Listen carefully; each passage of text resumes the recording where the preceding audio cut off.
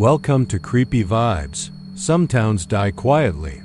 Others forget they were ever alive. Hidden deep in the heart of Texas are 20 ghost towns, places where people laughed, lived, dreamed ... and then one day vanished. No blood. No bodies. Just silence ... and doors that won't stay closed.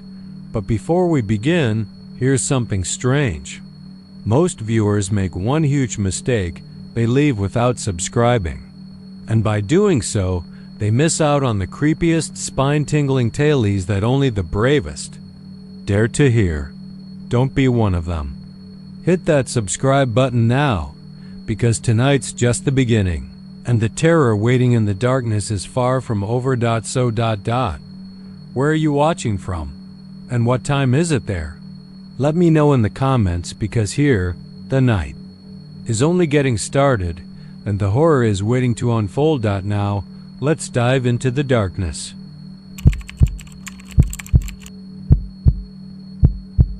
The sun in Terlingua doesn't rise like it does anywhere else. It just appears, angry and already exhausted, hanging low and too red over the jagged teeth of desert rock. The land crunches when you walk on it, dry, parched, like it remembers. Too much. And beneath all that dry breath of earth lies the mine. They call it Shaft 12. I went there for the story. Some people hike Big Bend, some chase stars or cactus blooms. I chase ghosts. They pay well if you write them up just right. I done articles on cursed bridges and Civil War skeletons playing harmonicas. All tall tales made digestible for true crime junkies who wanted a hint of the supernatural. But Terlingua?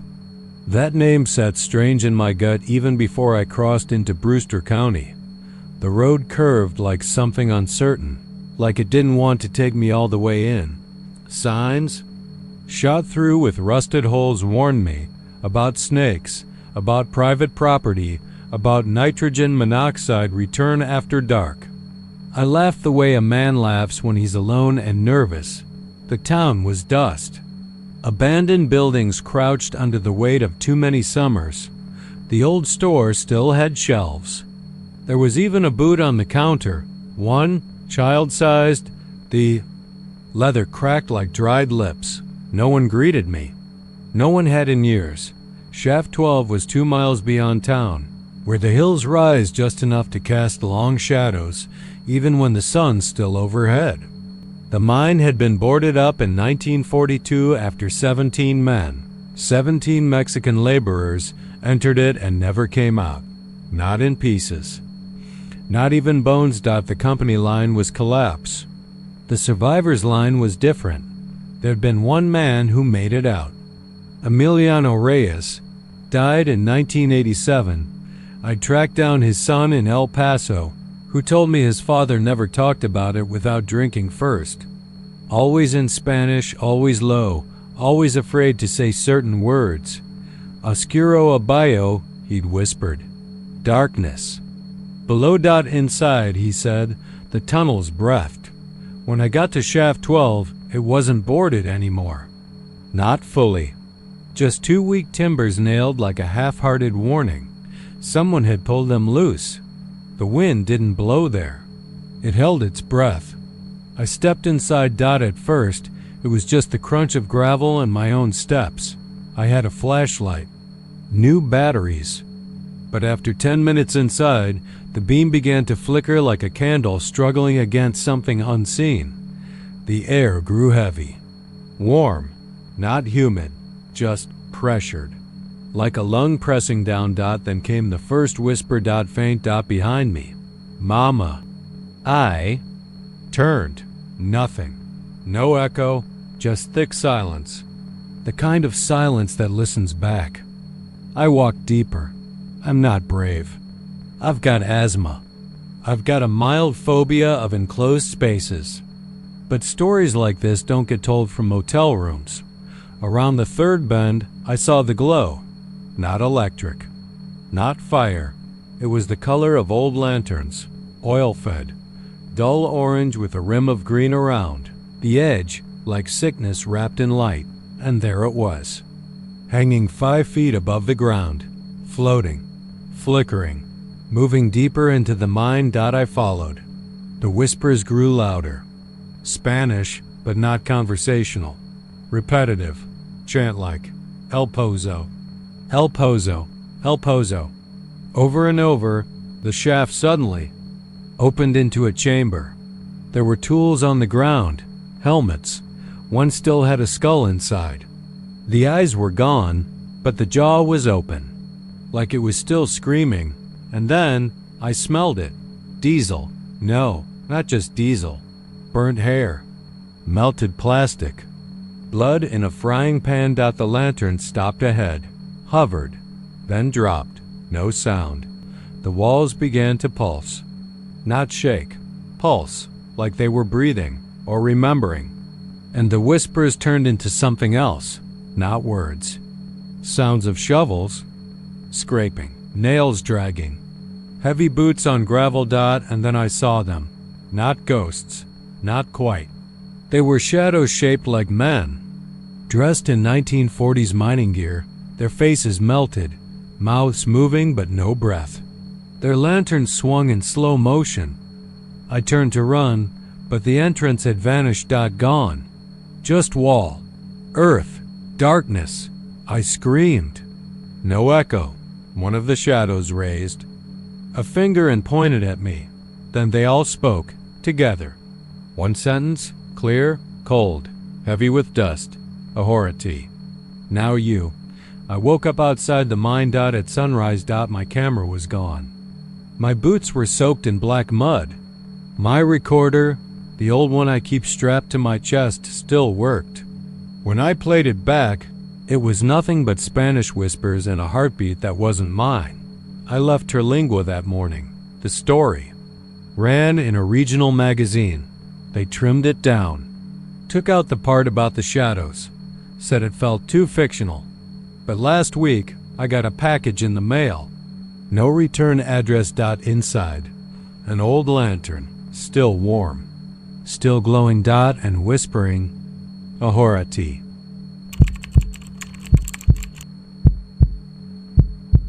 Toya isn't marked right on most maps anymore. Blink on I-20 and you miss it. Just a few sun-cracked roads, a rusted-out water tower, and a train depot that looks like God left it halfway finished. The locals don't talk about the railroad. They look away when you ask, like they're afraid words might bring it back. But the station's still there, tucked behind a mesquite grove, half swallowed by dust. I showed up on a Sunday. Mist had rolled in early, thick as milk, unusual for that part of Texas. It clung low to the asphalt and stilled the air like the world was holding its breath. I'd read about Toya's vanishing train in an old Xerox booklet I found in a Midland gas station, the kind of local horror you only hear if you ask the wrong guy while he's drinking the right beer. March 5th, 1951. A freight train pulling 2 passenger cars passed through the town and came to a full stop. Eyewitnesses said they saw folks inside the cars, men, women, a child waving from the window. The conductor stepped down, lit a cigarette, and leaned against the railing like he had time. Then the fog came, thick, hungry. It wrapped around the train like a curtain, and when it cleared, the whole thing was gone. Not just the people. The track behind it, gone too. Not bent, not torn up. Gone like it had never been there. That story was too good to pass up. So I parked my truck in the dirt near what's left of the depot, grabbed my notebook, and waited. Nothing but cicadas and wind, but when my watch hit 4:44 p.m., the ground began to hum, not shake, not vibrate. Hummed out like a song under the earth. The rails, rusted and broken, began to shimmer. I wiped my glasses, thought maybe it was the heat playing tricks. But the shimmer spread and the air grew heavy, cold, even. The cicadas stopped. That's always what gets me most when the bugs go silent. It means something else has taken the stage. And then I heard it, a whistle, low, hollow, echoing from everywhere and nowhere. And out of the fog, The same unnatural fog that hadn't been there 5 minutes earlier rolled a train. Black steel. No numbers, no logos. Windows tinted like the eyes of a corpse. The air reeked of ozone and iron. The passenger doors creaked open. No one stepped out. I stood still, notebook clenched. It wasn't fear, not at first. It was awe, like seeing a dinosaur walking through the backyard. But then I looked closer. There were faces in the windows. Not people. Faces, pressed against the glass like frost. Shadows, expressionless, pale, wide-eyed, not watching. Waiting. The conductor stood on the steps again. Same uniform as the stories described. Brass buttons, cap tilted. He lit a cigarette, but the ember glowed green. When he exhaled, the smoke drifted sideways against the wind. He looked right at me, smiled. And then he nodded. Like he recognized me. Passenger? He asked. Voice like gravel dragged across a coffin lid. I shook my head, but my legs buckled. I dropped to one knee. The mist thickened. Cold tendrils snaked around my throat, not choking, just reminding me. The train hissed. The whistle blew again, louder this time. The conductor climbed back aboard, and the train started moving, but the tracks didn't lead anywhere. They just ended behind the depot in a pile of dirt and dead roots. Still, the train kept going, right into the fog, and as it passed, my ears filled with sound, not the clatter of wheels, not the whine of steel. Screaming. Thousands of voices, male, female, young, old, screaming all at once. Screaming like they'd been forgotten. And then silence. The fog lifted. The depot was just a ruin again, but on the platform, my notebook, still sitting there. Pages dry, unbent, but every sheet was now filled. Written in ink I didn't own. Spanish, German, Yiddish, Russian. Words scratched and smeared. Names, dates, departure cities, arrival times. Over 100 pages. And on the last one, boarding complete. Manifest updated. Next arrival, your town. I don't remember driving home.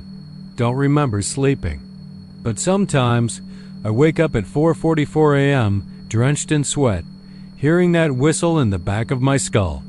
And last night, someone slipped something under my door. A ticket, stamped, TOYAA, one way, no return.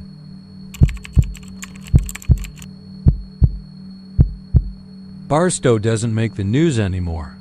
It's not even a dot on most digital maps. You drive down Farm Road 516 long enough and suddenly you're there, or what's left of it. One gas station without pumps, an old church without a roof, and Barstow Elementary School still standing. That's where the story stays. Folks in Pecos whisper about it when they're too drunk to remember to be afraid. They call it the last bell. They say on October 17, 1963, the school rang its morning bell like it had every weekday since 1912. 23 children, ages 6 to 12, walked inside. A substitute teacher was there that day. Miss Green, new, bright smile, wore her hair up in a tight red bun and shoes that made no sound. No one had seen her before. The janitor, Earl McKinney, was late that morning, by 10 minutes. And when he pulled up to the building, the silence stopped him cold. He said it was too quiet, said the birds were gone, said the flags weren't moving, even though the wind had never stopped in Ward County. The front doors were closed, but locked from the outside. He unlocked them, went inside, and found nothing. No kids, no Miss Green, no lunches, no coats, no sound. Just 23 desks, perfectly arranged. 23 chairs, tucked in. A chalkboard with a single word written in long looping cursive. Hush. Double quotes, no footprints, no scuff marks. No bodies. They searched for weeks, months. The sheriff at the time, Greg Talley went mad by Christmas. Kept hearing the bell. Sighed. It rang in his sleep. Said they were still in there, just out of reach. He hanged himself on New Year's Day in the gymnasium. Since then, no one's gone near the school. Not really, except me. I showed up in early March, chasing old leads for a podcast episode I was planning called Echoes in the Hallway. Most of my work was smoke and mirrors, EVP recordings that were really just wind, shaky cell phone footage, some old local legends. But Barstow? It felt different. The kind of story that pulls at your stomach from the inside, like a string tied too tight around something you don't even know you lost. The school was there, all right. A brick building that should have collapsed years ago, yet still looked watchful. No graffiti, no animal damage. Just dust, and a bell tower up top, leaning slightly, like it was listening. I stepped inside. The door creaked like it was happy to move again. Inside, the air was cold. Not desert cold, not morning cold, but underground cold. Funeral cold. I walked the hallway slowly. My boots didn't echo. The sound just died. Classrooms were untouched. Chairs aligned. Desks waiting. In one room, a circle of small shoes sat, neatly in a ring, all facing inward. No feet, no socks. Just shoes. In another room, a child's drawing was taped to the blackboard. Faded but legible. 23 stick figures, smiling. One tall red-haired woman. And behind them, a black figure. With no face, just teeth. The date? October 16th. One day before the disappearance. The gym still had a faint rope burn across one of the beams. Sheriff Talley's last swing. They said, I found the bell rope in the hallway, frayed, but it moved like it had been recently pulled. And then I heard it. The bell. One soft toll. And then voices, whispers, high and breathless, overlapping like a chorus with no rhythm. Names, fragments. Miss Green. Recess. Hush now. I want to go home. Hush, hush, hush.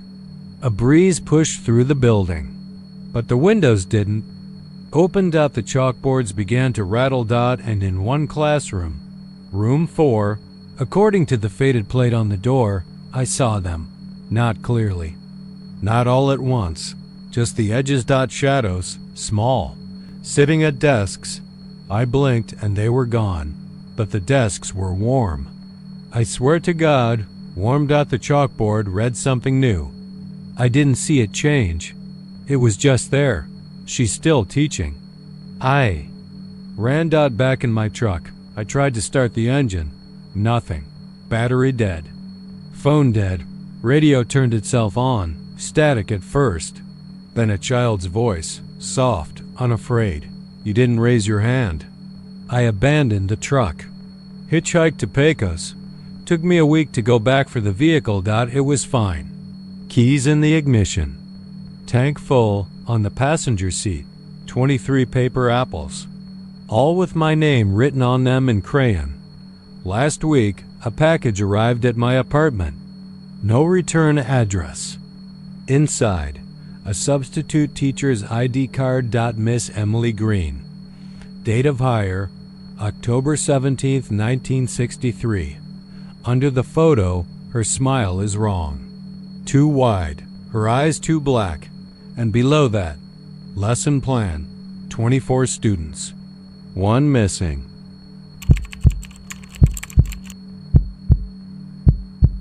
You'd miss Indian Gap if you blinked on FM 218. A couple dozen homes. A rusted-out gas station. A post office that hadn't sent mail since Eisenhower was president. And a whitewashed church with a steeple that leaned like it was tired of holding back the sky. Back in the winter of 1959, it had a name, New Zion Chapel, but folks just called it the church. No other one for 20 miles in any direction. When Preacher Elwood arrived, the town hadn't held a proper sermon in 6 weeks. Pastor Wilkes had died. Sudden heart gave out in the pulpit during a Sunday service. Died with his arms open like he was waiting for God to scoop him up. Nobody saw where Elwood came from.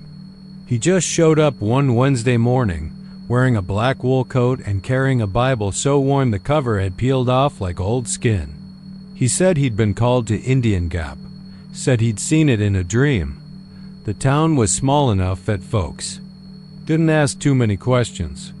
Sheriff Randall Pike, who had more hair in his ears than on his head, said the man had a license to preach and good enough handwriting. So that was that. Mrs. Adeline Morris, the church's longtime organist and queen of gossip, said Elwood was peculiar, but had a voice like thunder and molasses. People listened when he spoke. They listened hard. His sermons weren't like Pastor Wilkes. No talk of forgiveness or the gentle arms of Jesus. Elwood preached fire. He preached the blood of the Lamb. He talked about purifying the wickedness inside even good people. He told stories of temptation, of sin, of God's wrath thundering through generations like a curse passed down through blood. But he smiled the whole time, soft and calm, as though he were promising a warm bath. By November, folks weren't just going to church on Sundays. They came Wednesdays, Fridays, and at Elwood's suggestion, every full moon. That's when God sees clearest, he'd say. That's when the soul can be truly scrubbed clean. And they believed him. It got weird fast.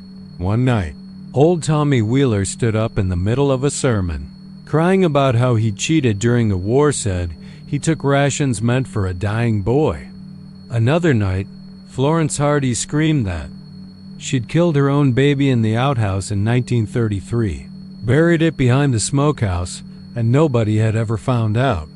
Each confession was followed by the preacher's hand on their forehead, and that same phrase, "The stain is lifted. You are claimed." But those people, they changed. Started keeping to themselves, eyes hollow, smiles too wide. Tommy stopped speaking altogether. Florence stopped eating anything but boiled eggs and raw onions. One by one, the congregation began acting like they were living in a world none of the rest of Indian Gap could see. Then came December 12th. Preacher Elwood announced a special service, Redemption Night, he called it. One last gathering under God's most perfect light. We shall kneel and be taken whole. 37 souls entered that church at 10 p.m. sharp. Elwood locked the doors behind them. That part's confirmed. Sheriff Pike saw it himself from his cruiser parked across the road. A strange kind of peace, he said later, like watching something finish dying. He waited there until midnight, watching for lights through the stained glass. He says he heard singing hushed sweet. Not a hymn he recognized, just a soft, droning melody that didn't stop, didn't break. At some point, it shifted from voices to something else, like whispering, like dozens of people murmuring underwater. Then, just before dawn, everything went still. Sheriff Pike approached the church, knocked, no answer. He circled the building. All the doors were still locked.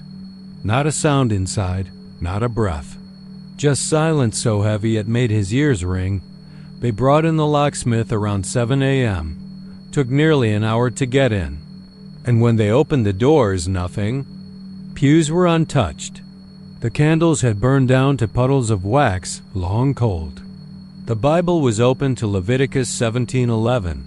For the life of the flesh is in the blood.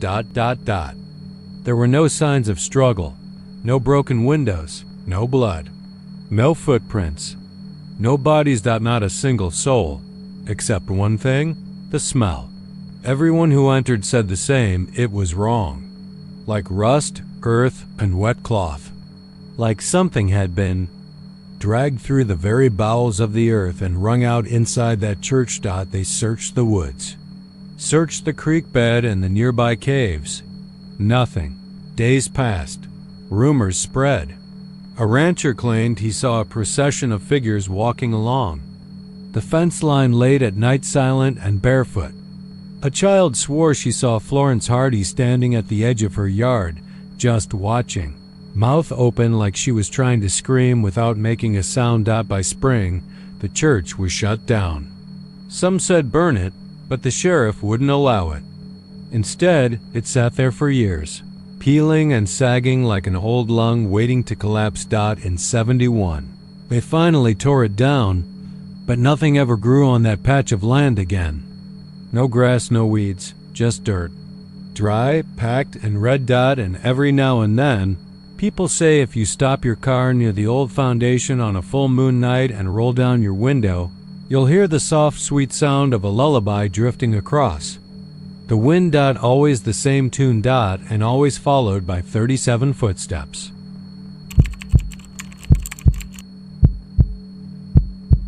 Lobo, Texas, Culberson County population, officially 0. Unofficially, that depends on the night. It wasn't the kind of place you stumbled upon anymore. Lobo sat along a forgotten stretch of Highway 90, closer to Mexico than most people would dare to admit, scorched by sun and silence. Wind and dust did all the talking. If you didn't know the way, you'd drive right past it. Maybe you already had, and just didn't know what followed you after. But back then, when the highway was alive and the radio still played crackly Hank Williams on AM, Lobo had gas, groceries, a post office, even a church that leaned too far west. It also had Sutter's Texaco station, a squat little place with red pumps and a mechanic bay full of busted trucks and even more busted promises. The thing about Lobo is, it didn't just die like towns do. It shut down like a machine being powered off. Like someone somewhere pulled the plug on it. One week it was hosting a chili cook-off. The next, the only sound was a rusted "Welcome to Lobo" sign creaking in the breeze. No war, no plague, no mass shooting. Just gone. That's when the lights started. At first, folks thought it was trespassers. Maybe bored teens from Van Horn looking for something spooky to post on MySpace. But no one ever saw anyone go in, and no one ever saw anyone come out. They just saw from a distance. Headlights blinking as people passed by in the dark and did a double take. Because the station was supposed to be dead, but the lights were on. Not just on. They flickered in patterns. 3 quick flashes, pause, then 1. Long buzz like a wasp trapped inside your skull. And always around 2:17 a.m. No one knew why. But it always reeked when it happened. That was the worst part. Not rotten eggs, not sulfur, not even diesel really. The people who smelled it, and there weren't many left willing to get that close, described it differently. Some said it smelled like melted plastic and blood. Others said it was the stench of someone grinding teeth into powder.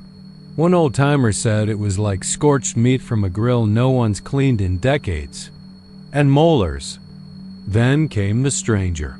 A guy in a '93 Ford Ranger rolled into Van Horn one night looking shaken, pale, eyes like he'd stared into a furnace and forgot to blink. Name was Travis Jenkins, oilfield roughneck passing through from Midland. He told the sheriff he'd stopped in Lobo because he saw the lights on at the station. Figured maybe someone had reopened the place. I pulled up, he said, but there weren't no one there. Pumps all rusted shut. Building boarded up tight. But them lights, they was buzzing like crazy. Like I'd walked into a beehive. He got out of the truck anyway, walked toward the pumps. That's when he smelled it. Diesel and burnt something. God help me. It smelled like roasted bones. Like teeth had been cooking on a stovetop. And I heard something inside the building. Behind the boards. Like whispering, but off. Like it was coming from behind my ears. He tried to leave, but the truck wouldn't start. He said he sat there for 20 minutes, shaking, while something scraped the rear windshield. Didn't want to look. Didn't dare. When I finally did, Travis said, there weren't nothing there.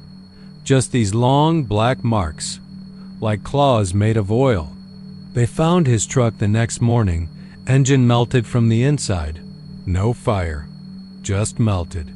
Like something reached inside and crushed the metal into liquid. Word spread. After that, Lobo became a place you didn't mention after dark. And God help you if you stopped near mile marker 346 at 2:17 in the morning. A few thrill seekers tried it anyway. YouTube ghost hunters with shaky cameras and fake bravado. Their videos always ended the same way, with static. Sometimes just. For a frame or two, you could make out teeth, not a face. Just a grin. Like something was inside the lens, watching. Then there was Father Jimenez, a priest from Marfa, said he was going to cleanse the land, that God's light would drive out whatever darkness had nested there. They found his van a day later. Lights on, engine running, front doors wide open. On the driver's seat was a single tooth. Human. Burnt black. Still warm. After that, no one dared. The county quietly removed Lobo from the official maps. Google blurred the satellite view. Try to search it now, and all you get is a yellow pin stuck in the desert with no roads leading in or out, but the lights still flicker. They say if you stand outside the ruins at 2:17 a.m., you'll hear them buzz to life. Then smell the burning. Then feel something settle in your chest like teeth grinding against bone. And if you listen real close, you'll hear the whisper from inside the boarded doors. Fill up? No one answers, because if you do, you'll never leave the pump.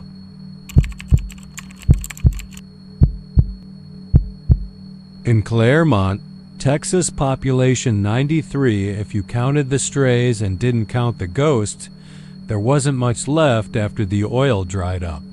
The diner served meatloaf on Wednesdays, the school had shut down in '79, and the sheriff's office sat like a forgotten tooth in the town's crooked smile, chipped, yellowing, and aching with something no one wanted to name. They still talk about Sheriff Ellis Bragg. Big man, big voice. Wore his Stetson low and his belt high, with a .38 Colt Python that no one ever saw him fire, but everyone knew he'd use if the line got crossed. Only Bragg didn't fear men. Didn't even fear death, they said. But he did fear silence. That jailhouse? It had gone quiet. It started in early October of 1982. The air was too still. No wind, not even a breeze rustling the brittle mesquite leaves. Dogs stopped barking. Coyotes quit howling. The windmill by Klein's barn spun slow in air that wasn't moving.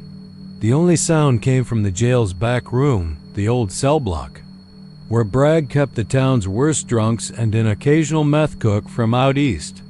Folks said they could hear humming, low and mean, like a choir through a clogged drain pipe. Others said it was a voice. A woman, maybe, crying, then laughing. Then crying again. It wasn't long after that the livestock started turning up dead. Not just dead, ruined. Eyes missing, tongues stretched too long for their mouths, like something had tried to pull the secrets from their throats. Their legs twisted wrong, hooves split, ribs like knives sticking up through their hides. No blood. Just a smell that lingered even after rain. Chemical, sharp, with a sour edge like melted plastic. Sheriff Bragg took it personal.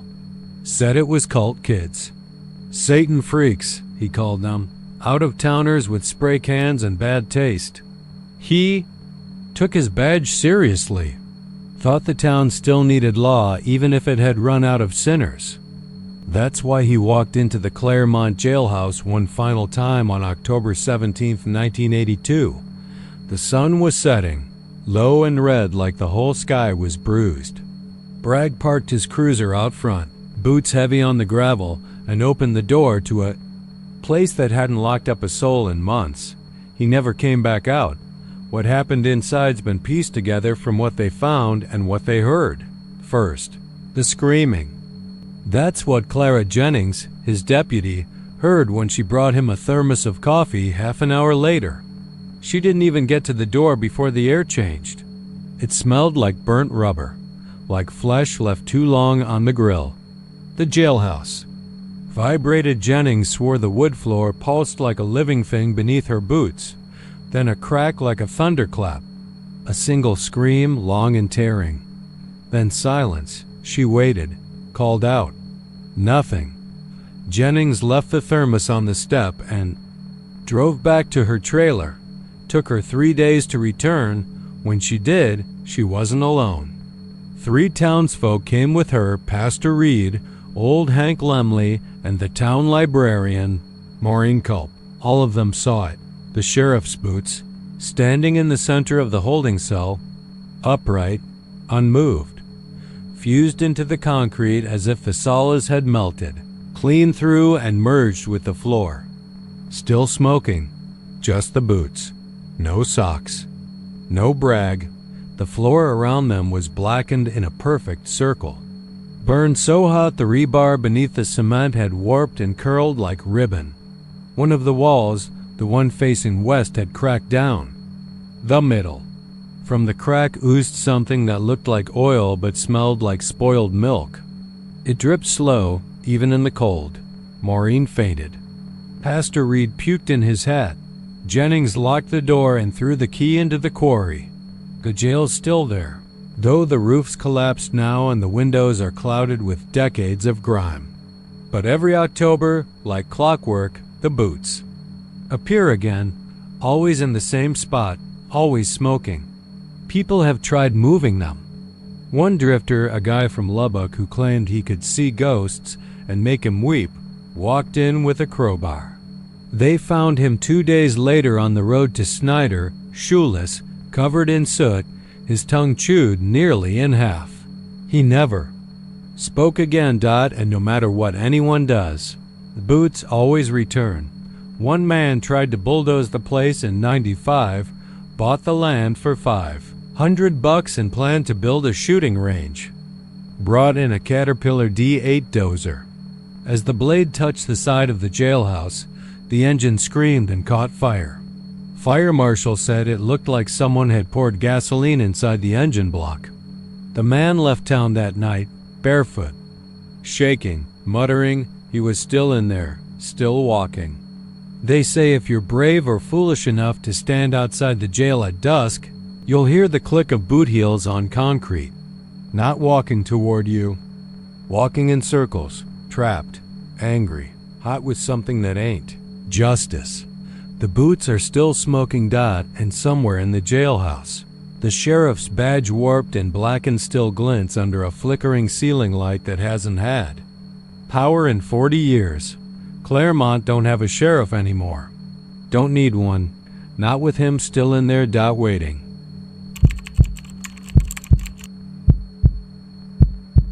It was always the wind that gave it away first. Not the kind of wind that rustles the trees or kicks up a little red dust on the county roads. This wind had weight. It pressed against your chest and whispered your name like it knew you. Most folks in Callahan County blamed it on the weather or the way the land just stretched too wide for comfort. But every so often, usually in August, and always during a storm, that wind started to feel like it was trying to wake something up. The night it happened, Annie Grayson was locking up the diner just off 283. The storm had come in sudden sky. Green at the edges like a bruise, thunder crawling low across the fields.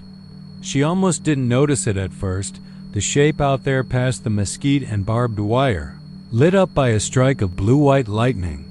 But when she looked again, she dropped her keys. Out on the prairie, where there hadn't been anything but cow pasture and dead grass for a century, stood a massive brick structure. Arched windows. A collapsed bell tower somehow whole again. Ivy climbing up stone walls like it had never left. The sign above the double doors read, Belle Plain College, founded 1881.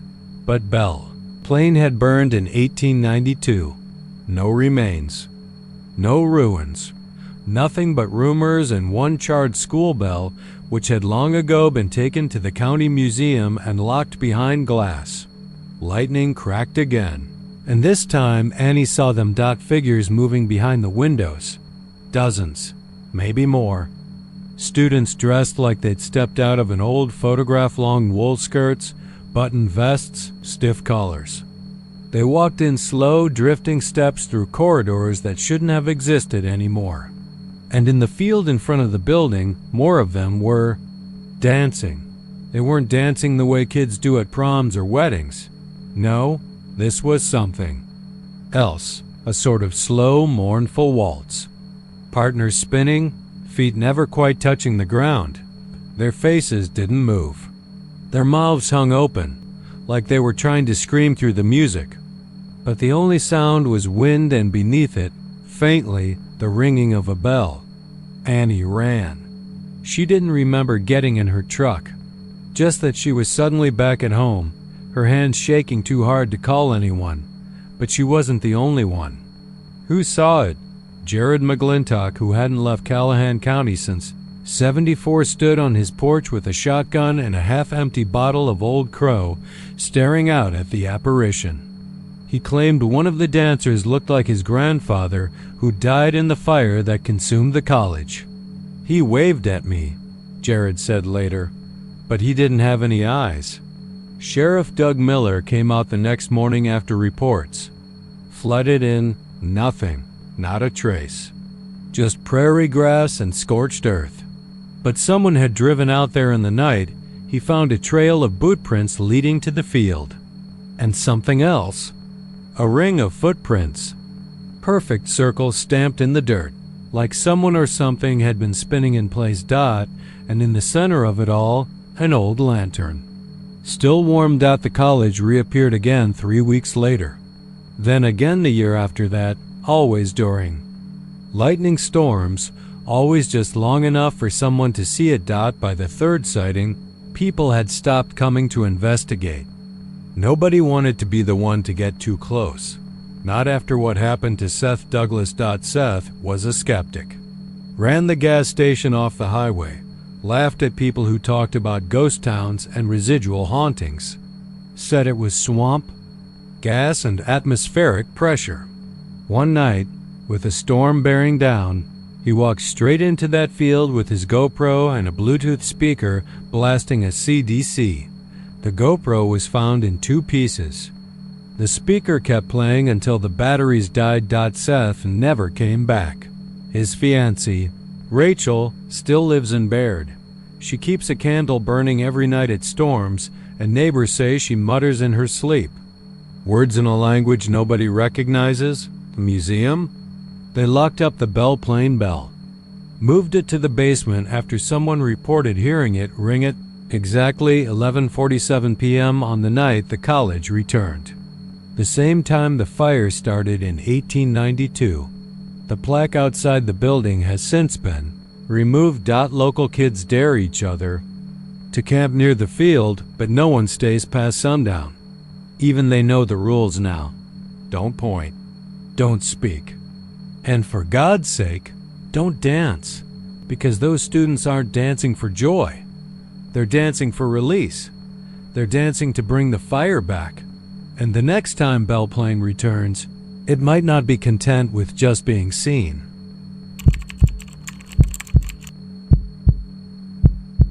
Thurber sits in a low dip between 2 crumbling ridgelines, a place where the sun seems reluctant to rise and even more reluctant to leave. The wind carries soot in its breath like it's been chewing on old bones. Time doesn't move forward there.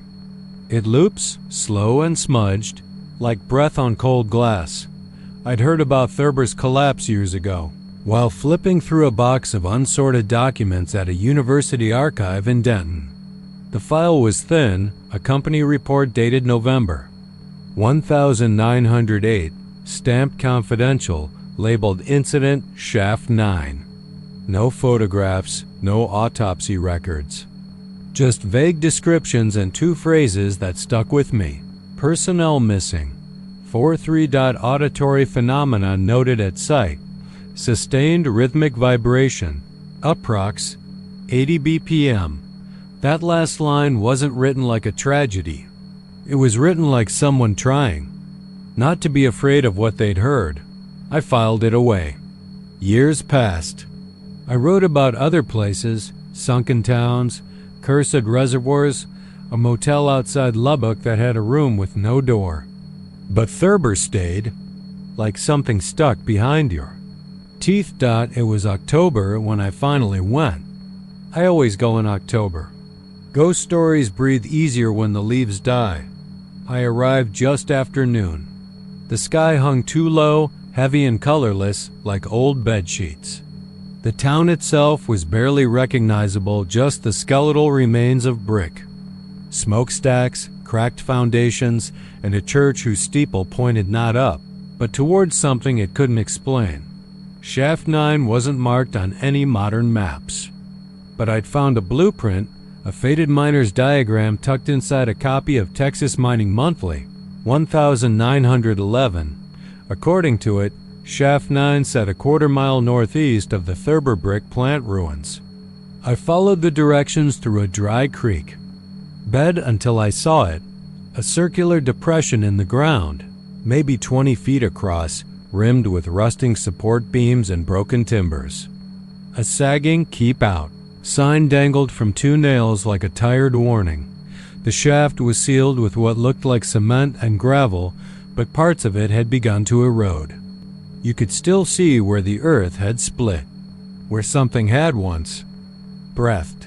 I stood above it, waited, and the wind stopped. Not slowed, stopped. Like someone flipped a switch in the sky. The birds, which I hadn't realized were chirping until they weren't, went silent. No insects, no movement, just stillness. Then it came. Tap, tap, tap. From beneath me, from deep, deep down. Deliberate, measured.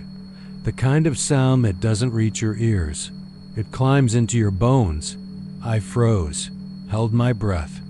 Another pause. Then, tap, tap, tap. Pause. Tap. That rhythm. It wasn't random. It had meaning. I pulled out my phone and searched for tap code, an old cipher used by prisoners. I counted the taps, cross-checked. The message spelled, laughed, nervously, like an idiot. Because what else can you do when something under the earth whispers up to you with 116-year-old desperation? I set up my recorder, a thermal mic, and dropped a probe into a crack near the center of the shaft. I sat back, hit record, and waited. At 4:44 p.m. The temperature dropped 13 degrees in under a minute. Not gradual, immediate. My breath fogged in front of me, in Texas, in October. Then the recorder picked up something new. Not taps. Voices. Low. Gravel choked. Mostly in Spanish, some English. Some ... I couldn't tell, but one sentence came through clearly. A man's voice, tired, wet, like he was speaking through mud. Abajo no termina. The tunnel doesn't end. That's when. I heard the dragging, from behind me, slow, crunching gravel. One long scrape, then silence. I turned. Nothing. But a new smell had joined the air, scorched leather and coppery rot. The smell of sweat from a place that hadn't seen light in over a century, and then I saw the hand. Not whole, not alive. Blackened skin. Fingers cracked open like clay in a kiln. It reached up through a crack I hadn't seen, 6 inches wide at most. It opened, twitched, and tapped 3 times. Then paused. Then another. Not dead. I should have left, but I leaned closer. I wanted to hear. Like it was calling something hidden in me, some deep old fear that also felt like belonging. The recorder later would pick up something I didn't remember hearing at the time. A dozen other voices, behind the first, all saying one word. Over and over and over. Join. I collapsed. Woke up after dark. My gear was gone. All of it. Recorder, probe, bag, but the handprint was still there in the dirt, smoldering like coal. I drove home. Didn't sleep for days. When I finally did, dreamed of tunnels. Tunnels that curved like intestines. Walls that pulsed. Voices that whispered secrets I didn't want to understand, and the tapping never stopped. Even now, in my apartment, hundreds of miles away, it continues dot tap. Tap, tap dot in the walls. Under the floorboards. In the corners of my skull, I moved once dotted. Followed dot and last night. I woke up with black dust under my fingernails and a miner's helmet sitting at the foot of my bed. Its lamp was on, and the battery was warm.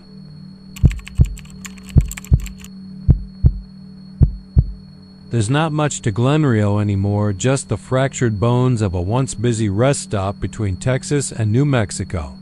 You can stand in the middle of the broken two-lane and see tumbleweed ghosts roll from one state to the other like there. Trying to forget which side they died on, the town was supposed to vanish. Towns like it always do, swallowed by bypasses in time. But Glenrio didn't fade like the others. Glenrio emptied. And it takes? I should have passed through. I told myself that. I'd been driving 16 hours straight from El Paso, the road humming under me like a lullaby I was trying too hard to ignore. Somewhere between Hereford and the black edge of exhaustion, I saw the sign. White paint chipped down to wood grain, just 5 letters, Glenrio. The weird thing was, I don't remember turning. Don't remember exiting. Don't remember slowing down. 1 second I was watching my gas gauge flirt with empty, and the next I was idling beside an old Texaco station that looked like it had been closed since the Eisenhower administration. The engine was still running. The headlights carved 2 yellow eyes into the dust, but I couldn't hear anything. No wind. No bugs, no sky sounds. I stepped out. Gravel crunched. That was the only sound. My phone had no signal. That made sense, dead zones still happen. But the clock was frozen at 2:17 a.m. I didn't check into a motel. There wasn't one. I just wandered. The buildings were half standing, sagging like they'd been left mid-breath. One was a diner, its red vinyl booths cracked open like wounds. The menu was still up. Meatloaf Mondays. Coconut cream pie 60 cents. It was like someone had stepped out for a smoke in 1973 and never came back. On the counter sat a set of keys. Truck keys. The tag read, "Don't wait long." Behind the diner was a church. Small. No cross. Just a windowless box with the door ajar and a smell like wet concrete and forgotten sermons. I should have left then. Driven off. But I couldn't. My legs were heavy. My thoughts kept circling this strange idea. You've been here before. You've always been here. When I turned back, my car was gone. I froze. Swallowed my name like it might come back up in pieces. I ran to where I parked. Nothing, not even tire tracks, but I could hear the engine. Faint, still idling. From somewhere else, I followed the sound down a dirt lane lined with fence posts that no longer had wire. Just leaning sticks marking a path to nowhere. The sound of my car grew louder. Then it stopped. I came to a house, yellow, crooked, front. Doors swinging in the breeze that didn't touch anything else. I stepped inside. That's when the whispers began, faint at first. Under the floorboards. Like radio static mixed with someone crying in another room. Then clearer. Not a language. Not words. Just intent. Like someone was talking through me. Not to me. I stumbled into the kitchen. There, on the linoleum, sat my keys. The ones I'd had in my jacket. My name tag. My lucky quarter, scratched and dulled. Taped to the fob dot. Then I saw the calendar. November 1984. But the pages weren't yellowed. They were crisp. Fresh. Like the month just started. That's when I ran. I bolted out the front door and down the Falo Road, yelling for help. But every building I passed was empty. Not abandoned, empty. Not hollow like they'd been vacated. Hollow like they'd never been real. No insects. No echo. I came back to the Texaco station an hour later.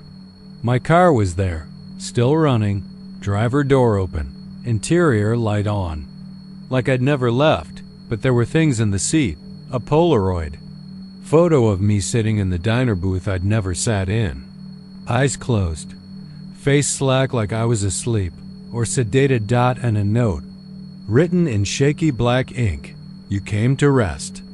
And you did. That's what Glenrio gives. I got in, slammed the door, hit the gas. The moment I crossed the county line, my phone lit up with missed calls. My clock jumped forward 7 hours. My tank was somehow full. I didn't stop until Amarillo. I checked the trunk. Inside was a map of Glenrio drawn in red pen. Each building marked with a name, not street names. People names. Every name was scratched out. Except mine. That one was circled, and underneath it, still resting.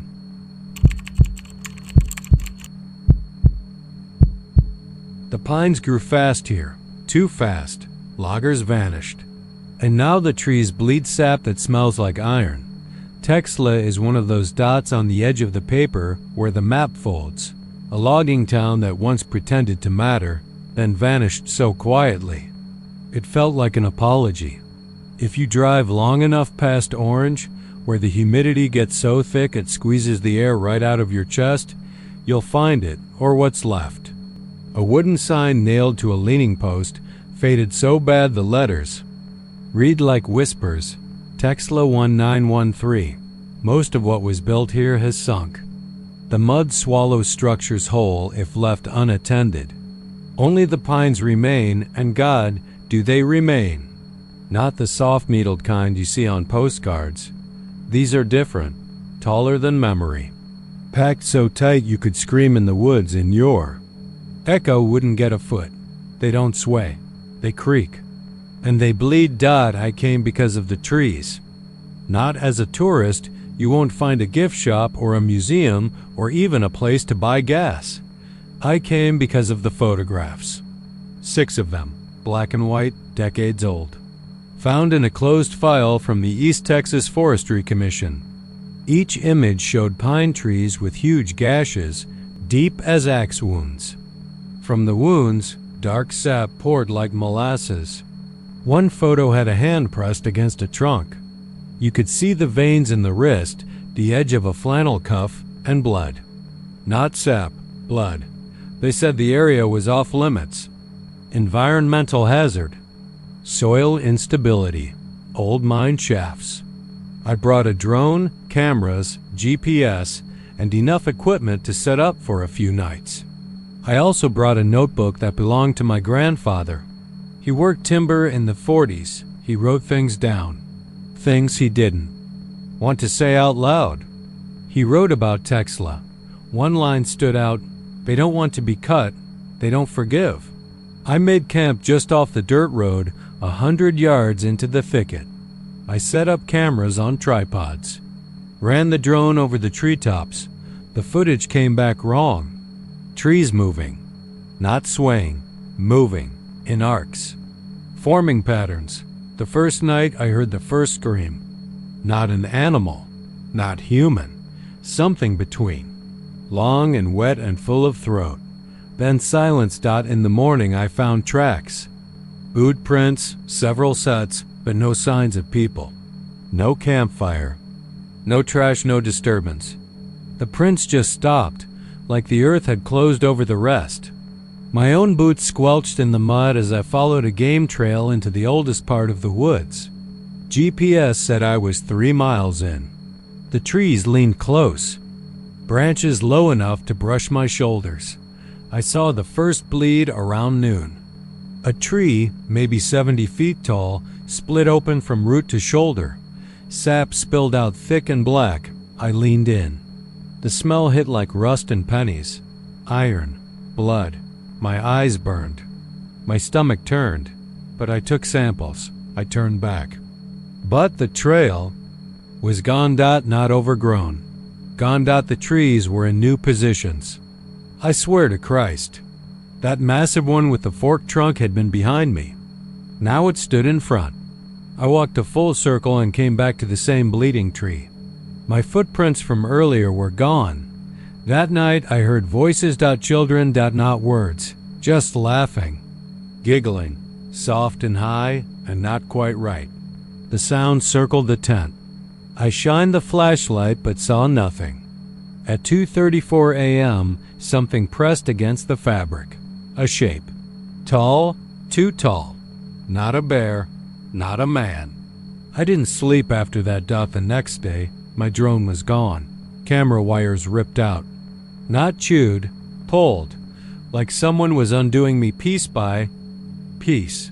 I ran a hand across the bark of a nearby pine and felt it pulse, like veins under skin, like a heartbeat. I tried to hike out, walked straight east for 5 hours. Ended up back at my camp. The tent was different, covered in sap. Zipper melted. Inside, my recorder still played. Repeating one sound, a voice whispering, "Leave it." I built a fire that night, big as hell, just to see the flames, to see something burn in a place where nothing dies. The light bounced off the trees, and for the first time, I realized they weren't random. The trunks formed a spiral, a perfect spiral.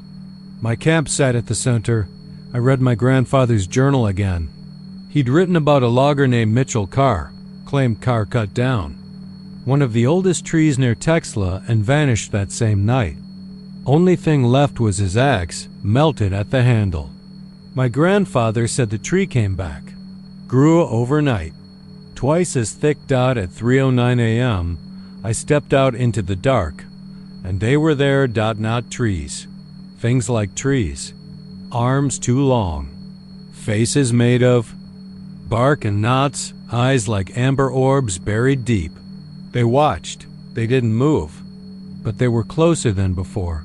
I whispered, "I'll leave." My voice cracked. They didn't answer. I left everything: tent, gear, blood samples, notes. I walked with nothing but a flashlight and my grandfather's notebook. I don't remember getting back to the road. I woke up in the cab of my truck. Engine off, keys in the ignition, mud dried to my arms like bandages. Something wrapped around the mirror, a strip of flannel. The same pattern from the photo. The Forestry Commission denies Texla ever had logging permits. They say no one has been there since 1962, but my boots still leak sap when I walk too long. And every night, I hear the giggling in the trees outside my window. They followed, or maybe I never left. And sometimes, when I sleep, I dream I'm growing taller. My fingers splitting into needles, my veins turning black, my feet rooting through concrete. The last line in my grandfather's notebook says, "They don't want to be cut, and now they grow in me."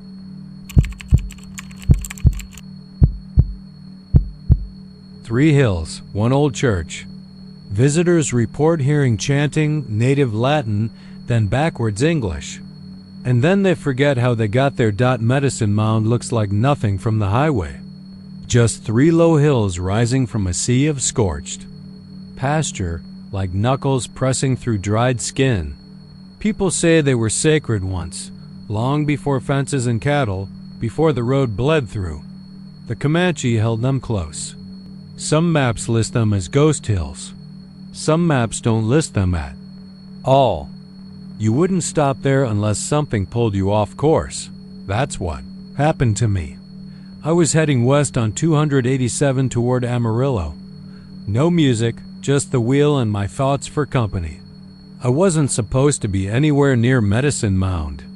But the road turned without warning. My GPS lost signal. The clouds rolled in thick and low, and when I looked up, the hills were there. 3 of them. And between the first and second mound sat the church. I don't remember turning off the highway. It was old. Shingled roof sunken in the center. Door half hinged and open like it had been mid-sentence when someone told it to shut up. The windows were black. The grass around it was too short for a field with no one tending it.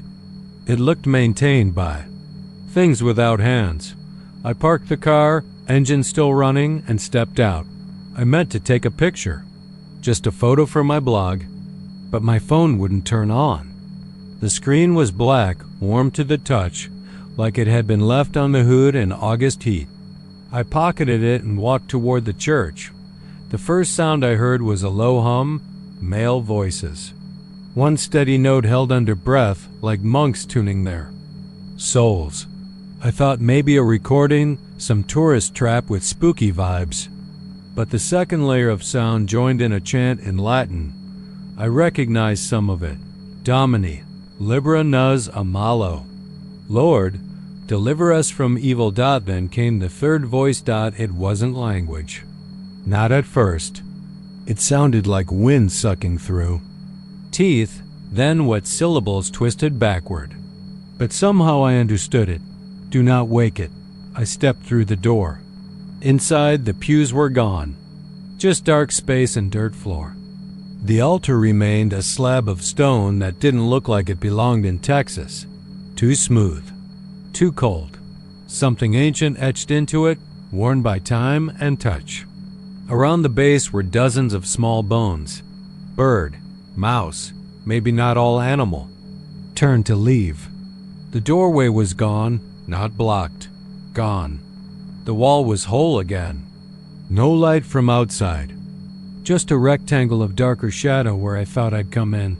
The chant grew louder. The native voice led now. A rhythm older than words, pulsing with the heartbeat of land. My head throbbed in time. Then the Latin, rising and falling like breath. Then the backward English, close enough to understand, far enough to rot your brain. It dreams beneath. It hears your skin. I stumbled back, hit the altar. My hand touched the stone and the room changed. No more dirt, just ash. Every surface covered in it. My shoes sank into soft soot. The air smelled burned, but not smoke-burned thought, burned memory. I heard footsteps, not fast, not slow, confident. They circled the walls without touching. Them, I saw nothing, just the sound and the idea of something tall, something folded wrong. And then, near the edge of my hearing, a woman laughing. No joy, just teeth. I must have blacked out. When I came to, I was lying in the grass beside my car. The engine was still idling. The sun was out, my phone was cold in my pocket, full charge. The time said 11:11 a.m., but I had a full beard. I shaved. That morning. My camera was gone, my notebook too. But inside the glove box was a stone, smooth, black, etched with 3 hills and a single eye above them. Underneath, a line in English, "Tell no one, it forgets. You do not." The dream started 3 nights later, always the same. I walk into the church, barefoot, the ground made of ash and broken bones. I preach. I don't know the language, but it spills from my mouth like water. The congregation listens. They don't blink. Their faces are pale and dry, like paper soaked in salt. Sometimes I see my own parents in the pews. Sometimes I see myself. And in the final moment before I wake, I always hear a child giggle. Then, in that same reverse echo voice, "You never left." A week after the trip, my landlord called. Said strange sounds were coming from my apartment, chanting, humming. He said the walls were warm to the touch. He asked if I had someone living with me. I said no. Then he asked the strangest thing. "Why did you carve a doorway in the closet wall?" I hadn't, but I looked. And there it was. Not finished, not cut all the way through, but shaped. The beginnings of a doorway. Around it, etched into the drywall in jagged lines, 3 hills, and above them, an open eye. I moved. Burned the notebook. Left the stone in a river, but I still hear the chants, and I still forget how I get places. Grocery store, my car. Sometimes I blink and I'm standing outside my own house, keys in my hand, shoes muddy, with something dark under my nails. One of the hills burned in 2006. Lightning. Strike. Fire crews said it wouldn't go out. Took 3 days and a freak rainstorm to smother it. The next morning, the hill was whole again, greener than before. And at the top, someone had placed a stone altar. Fresh blood pooled at its base. 3 sets of footprints surrounded it. 1 set matched mine.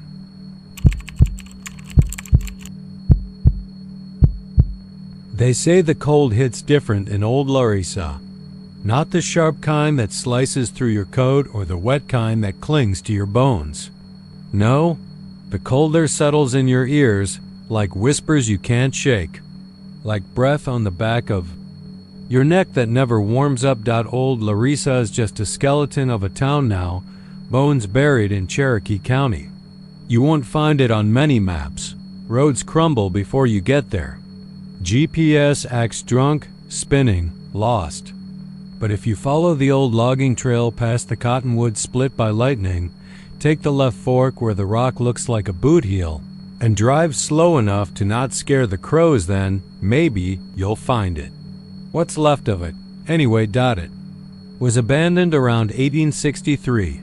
War gutted it, slow and brutal. The men were pulled away to fight in Tennessee.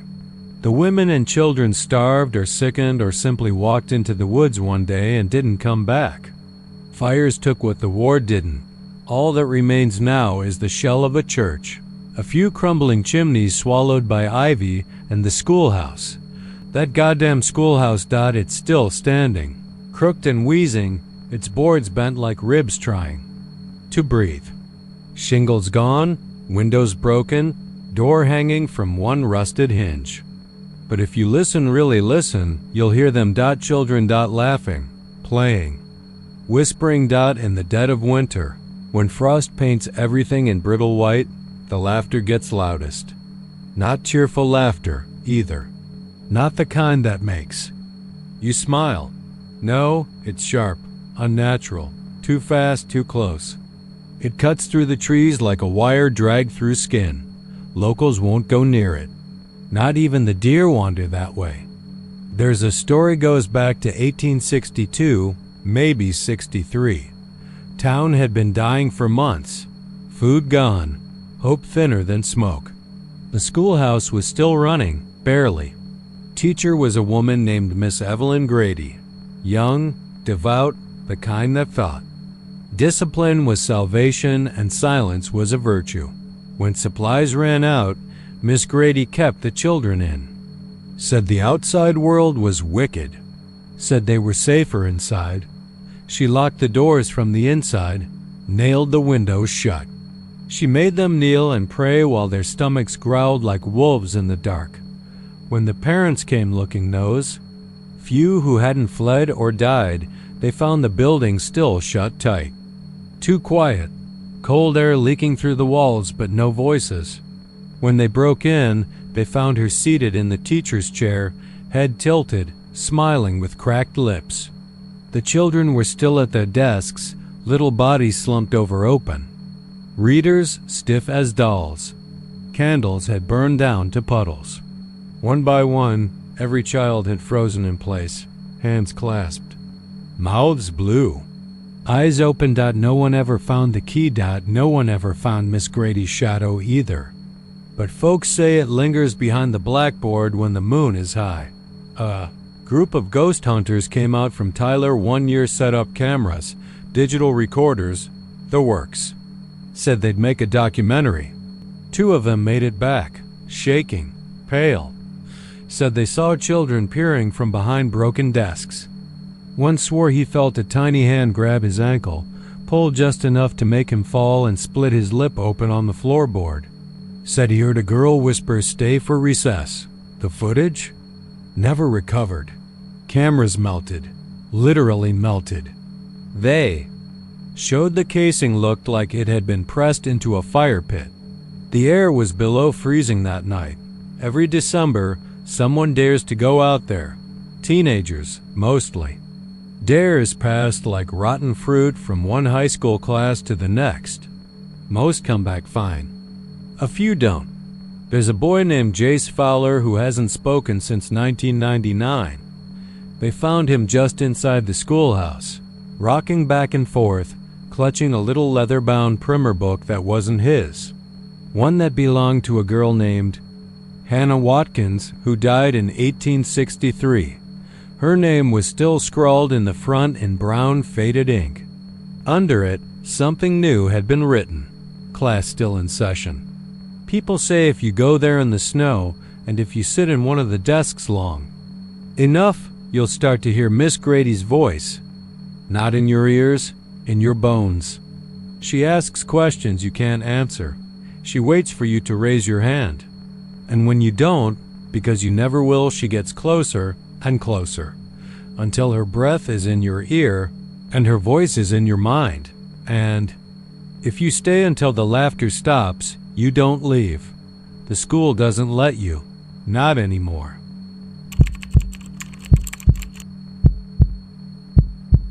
Shafter was never really built for the living.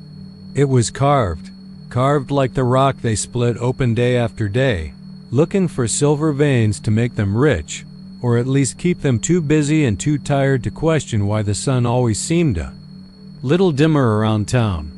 Presidio County was a hard place, nothing but scrubland, bone-dry hills, and stars so close you could almost hear them hiss in the cold night sky. But even in a place like that, Shafter was different. Too quiet. Too clean. Like a body drained of blood but still warm. The first shaft opened in 1883, and by 1885 there were already rumors. At first it was just bad air. Men came out of the tunnels with noses bleeding, eyes watering, coughing up phlegm that glittered. The company doctors chalked it up to dust, poor ventilation, dehydration, but the old-timers knew better. They said the mines breathed back, that when you drilled too deep, sometimes the earth didn't like it. It shifted. It whispered that most didn't. Listen, there was money in those hills, real money, and you don't walk away from that just because the wind moans funny or your dreams start feeling more like memories. That's how men die poor. Then came Shaft 12. It wasn't even on the official records, not at first. It was a side project, a dig that wasn't approved, dug by men who were told to keep quiet and paid in coin rather than paper. They hit something there, something that wasn't silver. Not exactly. The foreman Vern Ashcroft was the first to see it. He'd later say it looked like silver at first, but the way it ran through the rock wasn't natural. It moved, it pulsed, like a slow heartbeat. He touched it once with his gloved hand and felt a warmth that spread all the way to his chest. He said he heard something then, a voice maybe, but not with his ears, with something deeper. Like the words were being pressed into his bones. The next day, 2 men disappeared down the shaft. No sound, no collapse, no cave-in, just gone. They left behind their tools, their lunch pails, even their boots neatly arranged at the tunnel, mouth like they'd stepped out of them. The company tried to hush it up, sent in a second team. One came back. That man was Boyd Curtis. He wasn't right after. His hair had turned a chalky white, and his eyes wouldn't focus anymore. They say he didn't speak for a full year, just hummed. One long, droning note that made your stomach twist if you heard it too long. They sealed Shaft 12 with steel plates and quickset concrete. No one talked about what came out of there. But the damage was done. The glow started a week later. It wasn't visible in the day, but at night, you could see it bleeding up through the cracks in the ground. A faint silver-blue shimmer that seemed to crawl along the rocks like living mercury. People tried to explain it: gas pockets, phosphorescent, minerals, tricks of the desert heat, but everyone who saw it knew. It wasn't natural. It wasn't right. Kids started disappearing. Rosie Timmons, just 5 years old, wandered out one night in her nightgown, smiling like she was sleepwalking. Her parents searched for days. All they found was one shoe, resting at the edge of the Sealed mine shaft. Inside was a thick smear of something metallic and pulsing faintly, almost like it was breathing. By fall, the whispers had started. It always began the same way just before sleep. You'd be lying in bed, in that place between dreaming and waking, when you'd hear your name. Not loud, not threatening, just soft, almost tender, like someone calling from the bottom of a well. Then again, and again. The longer you ignored it, the louder it got. Some folks claim they started seeing shapes in the corners of their rooms, dark outlines rimmed in silver, blinking with slow, glowing eyes. Others said they felt things brush past them in the dark. Thin fingers. Cold breath. Once, a man woke up with a perfect circle of teeth marks on his chest. Not like a bite, like someone had pressed a mouthful of too many. Teeth flat against his skin, and just waited. The company abandoned Shafter in silence. They didn't reclaim the land, didn't clean up the debris. Just packed their trucks and drove off before sunset, leaving behind the rusting skeleton of a town and a handful of locals too stubborn or too scared to leave. And still, the glow remained. On moonless nights, you can still see it. It slithers through the scrub, flickering like it's calling something up from the deep places. They say it's gotten stronger over the years, brighter, hungrier. Tourists stumble onto Shafter sometimes, drawn in by old maps or stories online. They come looking for ghosts, for silver, for mystery. They don't come back. The sheriff out of Marfa doesn't even investigate anymore. Just shrugs and says, shouldn't have gone poking around things that don't want to be seen. Locals whisper that what came out of Shaft 12 was never meant to be found, that it was buried for a reason, that it's not just a thing, but a hunger, a remembering. It remembers the men who dug it out. It remembers the names whispered in the dark. It remembers yours if you get too close, and if you stand still enough, long enough, near the sealed shaft, sometimes you'll feel the ground vibrate, like a slow, steady breath beneath your feet. Then the air will thicken, sweet and sharp like blood mixed with polished metal. Then you'll hear it, your name, over and over. Spoken by something with too many mouths and no face at all. No one knows what it wants. But it wants you.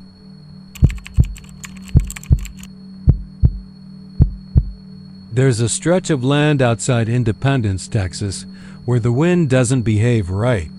It blows when the trees don't move, dies when your breath fogs, and carries with it a smell like library paste and wet paper. That's where the old Baylor campus used to stand before it was moved to Waco in 1886, but not all of it moved. Some things, foundations, stories, whispers stayed behind, buried under the cracked limestone and Texas scrub, waiting like a student left too long. Behind after curfew, most folks drive right past it. Nothing but a crumbled chapel wall, half a brick arch, and the bent skeleton of a wrought iron fence that curls like it's trying to protect or maybe imprison what's left inside. College kids from Waco used to come down to tag the bricks, drink cheap beer, leave cigarette burns on the old stone benches. They stopped. No one really knows why, though there's talk of one group that went quiet after a road trip in '94. The only clue left behind was a camcorder, battery long dead, its last footage showing bricks spelling out the word return. Over and over as the footage shook, like someone's hand had turned to jelly. Locals say the place rearranges itself after dark, not just creaks or settles. No moves. Tommy Brister, who mows pastures for the county, swore he left his trailer by the ruins one night and came back to find words in the dirt beside it, carved by something sharp.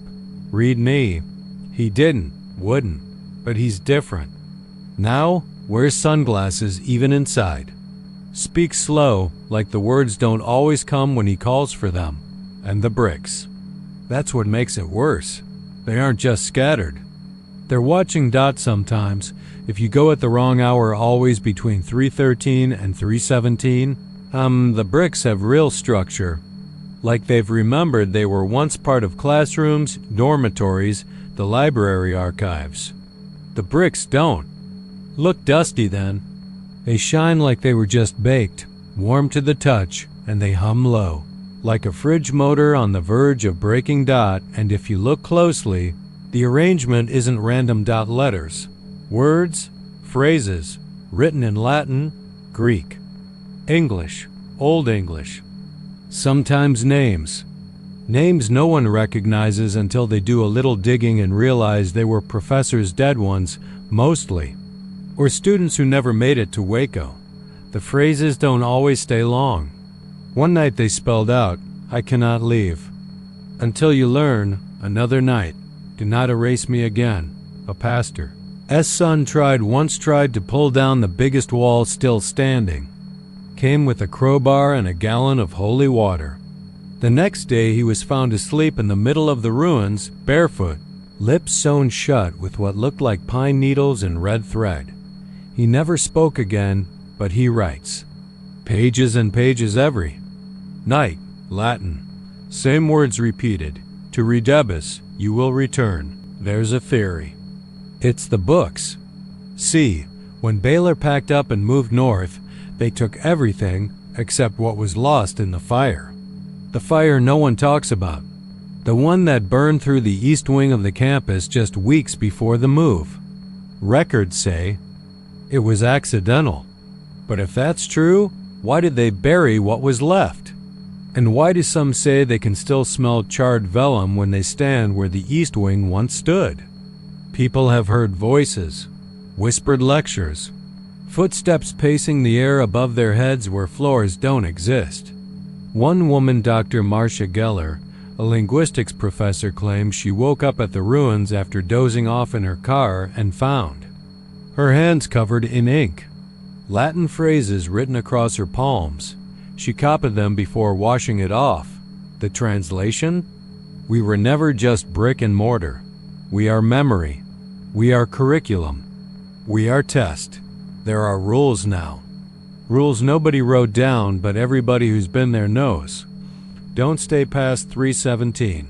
A.N.Don single quotes T. Read the bricks aloud. Never touch the ones that are warm. If you see your name spelled out, leave and never come back. If the bricks spell out something new behind you, don't turn around. The land's still owned by Baylor. Fenced off. Technically a historical site. But they don't advertise it. The maps show it as former grounds, nothing more. No plaque, no tour, no explanation, but the bricks are still there. Rearranging, rewriting, and they're spelling something. Longer now, something it takes nights to complete. It started with "We the Remaining," and last week, someone swore it ended with "We'll teach forever."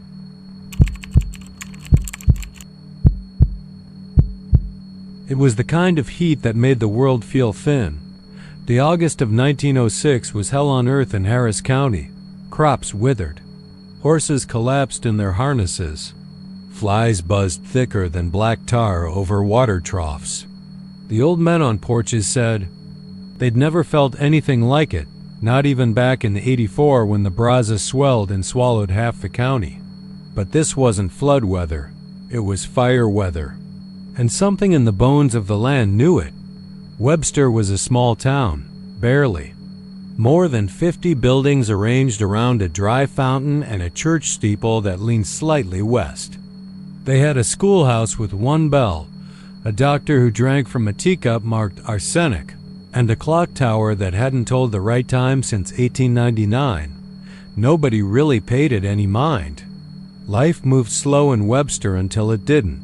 The night of the fire, no storm had rolled in. Not a single drop of rain or bolt of lightning. But just after midnight, the sky turned the color of fresh blood and a sound like a whistle and a scream rolled together, cut across the rooftops. Then the church bell began to ring. Not once, not twice, 13 times. Some said the fire came from underground, that the earth belched up flame. Others claimed it came down a column of light that struck the center of town like the hand of God. Gone mad. What's remembered is this: the flames moved like they chose what to take. They spared the boarding house where the banker's wife lay sick, but swallowed the bakery where 2 children had been hiding in the pantry. They split apart to avoid the graveyard, but curled tight around the courthouse, burning it to soot. And the sound, that high, ululating note, never stopped. Not even when the last of the smoke turned white. 43 people died. Survivors said they'd seen things in the smoke: faces, hands, children dancing in the flames like puppets yanked on invisible string. No one could explain how the fire started. The next morning, the town square was a black eye on the prairie, but people don't leave the land that easily. They don't let go of their names. By spring of 1907, they began to rebuild. They brought in carpenters from Galveston, masons from as far as Beaumont. The new Webster rose fast and hard, determined like a man trying to forget a nightmare by building something bigger than it. Streets were widened. The church rebuilt with a stone foundation. New homes sprang up, each with porches deep enough for summer rocking and glass windows to let in Sunday sun. But something was wrong. Animals wouldn't stay. Dogs dug holes and refused to come inside. Cows balked at the pasture fence, staring across the field like they saw something people couldn't. One farmer's mare gave birth to a foal with no eyes. The preacher's wife woke screaming every night, her mouth full of ash, claiming she heard children playing under the floorboards. She hanged herself in the bell tower 3 months before Easter. Still, they stayed. Because people always do. Then came the night of April 13th, 1910. The train conductor from Houston, James O'Hara, swore he passed through Webster just before dusk. He saw lights on in windows, heard music from the saloon. He waved at a man sweeping dust off his porch. He returned the next day with a delivery: supplies, grain, barrels of pitch. But the tracks ended in an empty field. Not burned, not broken, just gone. No houses, no people, not even footprints in the dirt, just grass swaying in the wind and a strange silence, like the earth itself was holding its breath. All that remained was the smell of burned sugar and the faint impression of wagon ruts leading nowhere. They sent a team from Houston to investigate. Surveyors, photographers. One man went mad after a night in the field. Said he'd seen a town made of mirrors. Said he saw his own reflection looking backward, not mirroring him, but mocking him. Another man disappeared entirely. They found his boots beside a tree, standing upright, laces still tied. No official report was ever published. Years passed. The county line shifted. Maps were redrawn. Webster was written off as a failed settlement, abandoned due to soil erosion and economic downturn. But the truth hung around like a bad smell trapped in your coat. People began seeing things out. By widow's spine. Sometimes, late at night, headlights catch the shape of a bell tower where there should be only open sky. Hunters report flickering lanterns between the trees. Campers swear they hear music, slow piano chords from nowhere. And some hear children laughing just under the wind. Every few decades, someone vanishes near the old road. A hiker, a joyrider, a runaway.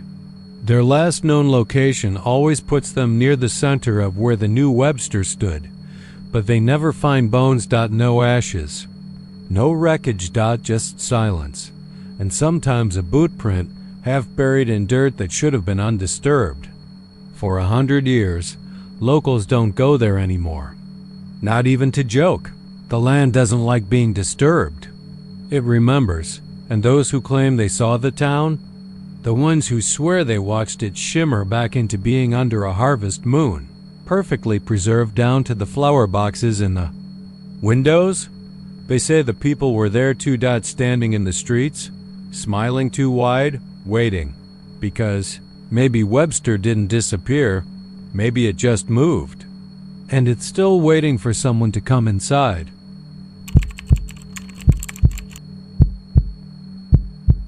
There's a place in Texas that maps forgot, and maybe that's for the best. Bend was never a big town. Not even a real town, really. Just a bend in the road near a deeper bend in the Colorado River in the outer edge of San Saba County. A few trailers. A couple of old ranch-style homes, barns half falling in on themselves. A diner with a broken neon sign that just said DIN. No school, no stoplights, no gas station. Just dirt roads, trees that leaned too close together, and a river that ran too cold for the Texas sun. People stayed there because their fathers had stayed, and their fathers before them, and nobody ever asked why. The river was everything to Bend. It watered the livestock. It cooled the summer air. Kids learned to swim in it. Dogs chased sticks into it. Men fished at dusk with quiet faces and old radios. The women hung laundry and gossiped and watched the skies. And the river just kept flowing, silent and slow, with a kind of stillness that wasn't quite natural. It started with the dogs. They were the first to act strange. Wouldn't go near the water anymore. Wouldn't even drink from it. Cattle would nudge it with their noses and back away. The fish catches stopped too, first a few days without bites, then weeks. Then the river began to stink. Not like dead fish, not even like rot. It was a metal smell.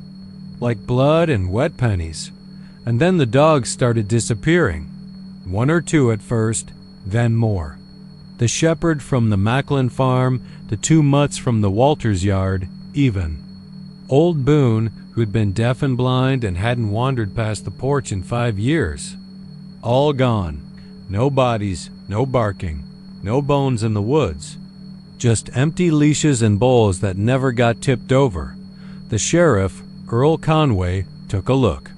He was a big man with skin like leather and hands that always smelled faintly of oil and peppermints. He said it was probably coyotes, maybe a mountain lion. But his eyes weren't so sure. Not when he stood by the water, breathing in that smell. Not when he looked at the smooth, unbroken surface. It wasn't the kind of river that stirred unless something underneath made it stir. Then came the children. The first was Annie Burroughs, 7 years old. She was playing with a jump rope in her front yard while her mom made sweet tea inside. The whole yard was fenced.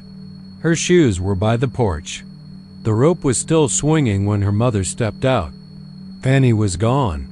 The police searched for 2 weeks. Bloodhounds, helicopters, volunteers, not a single clue. No broken gate, no footprints, no tire tracks. 3 days later, Joey Martinez vanished from the woods behind his house.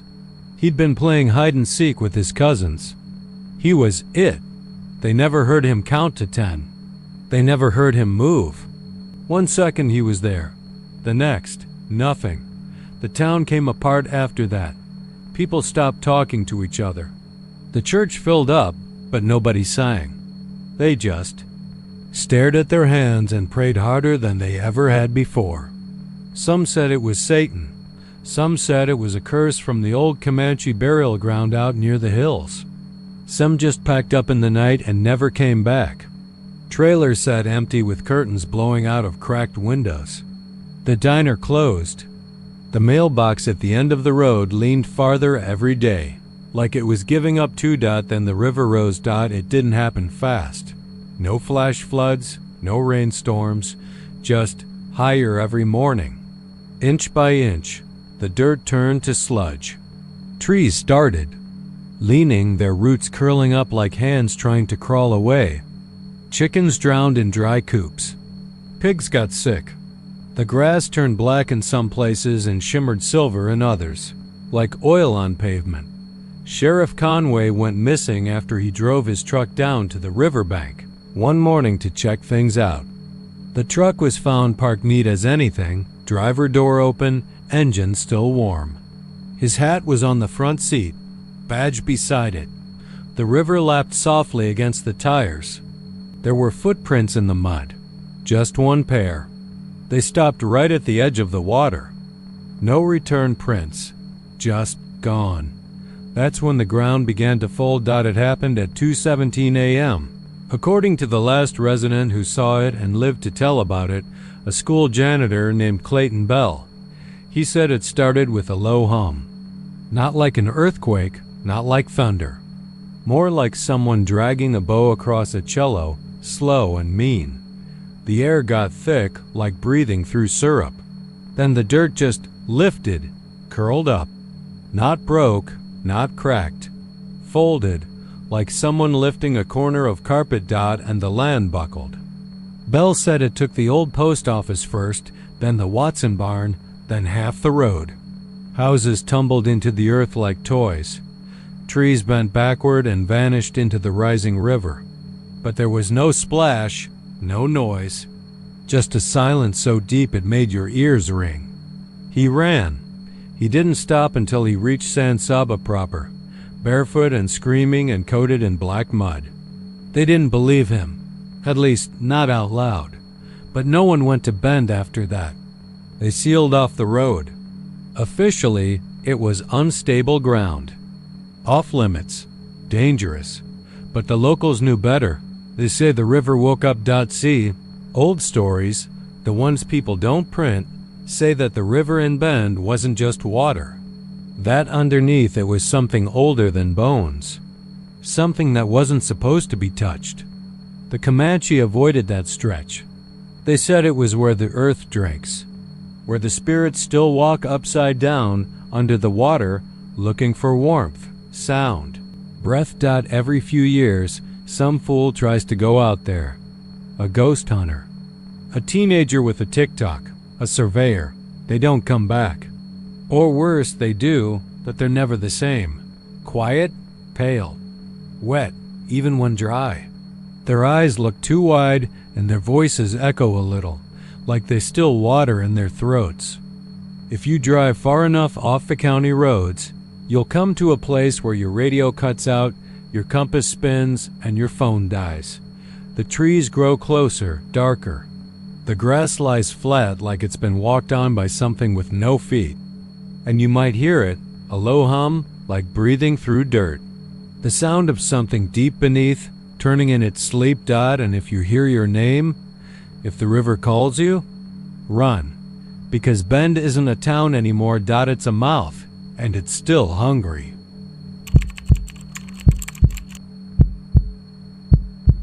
In the far corners of Bandera County, where the hills roll like tired backs and the cedar trees stand too still in the wind, there once stood a town named Tough. Most maps don't mark it anymore. The state struck it off the books in the 1920s. After the last census came back with zeros across the board. Population, livestock, businesses, all gone. But the locals still whisper the name like a bruise you don't poke too hard. Tough was cursed from the start. Everyone knew it. Hell, the Comanche warned the first settlers when they came through in the 1850s, axes in hand and heads full of God. Told them the land was sacred. Not sacred like holy, but sacred like untouchable. Ground soaked in blood, they said. Where the air remembers screams and the wind carries names no white man should speak. The settlers didn't listen. They never do. The town never grew big.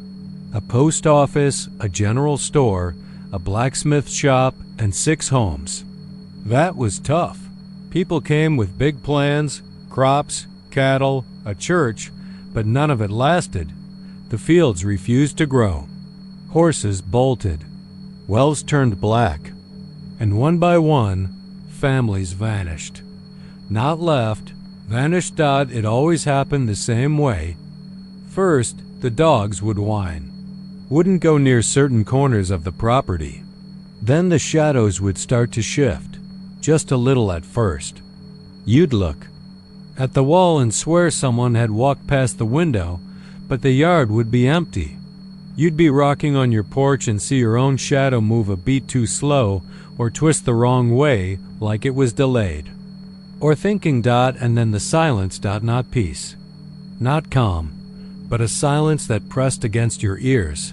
That made your skin itch. A silence that wrapped around your house and squeezed, like something waiting for you to breathe too loud. The McCall family was the first to go. They lasted 11 months. The husband, Thomas, was found in the barn with his hands still clutching a hammer, mouth open in a scream that never came.